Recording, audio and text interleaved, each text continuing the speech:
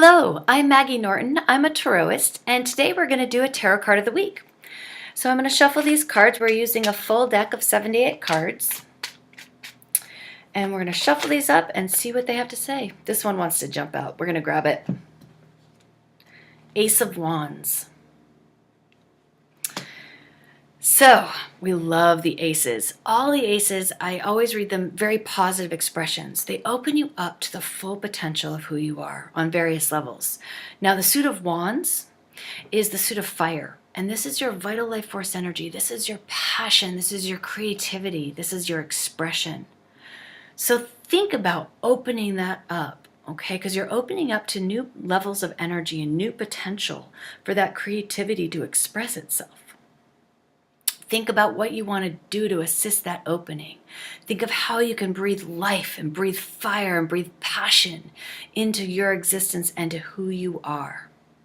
The Ace of Wands is so much fun. It can be so much fun. And you might feel like a torrent of energy. You might be hyper, you might be happy, you might be expressive. I want you to be all those things. I want you to think of the potential of that vital life force energy, of that fire within you. What can it do? What can it accomplish? Where are you going to take it? How are you going to express it? And how are you going to create the you that you are?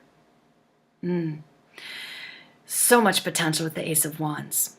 So fiery, it's a fiery week. It's a great week to start new projects. Okay, anytime you see the one or the ace, you can start anything new, initiate, catalyze, get things moving, get things going. Okay, movement is key with this card. If you sit on this card, it's going to drive you crazy. Don't do that. Just go forward, have fun with this process, because the amount of just fun that you can have with the Ace of Wands is just, oh my gosh, infinite amounts. So enjoy this week, have fun with the Ace of Wands, and we'll talk another week. Take care.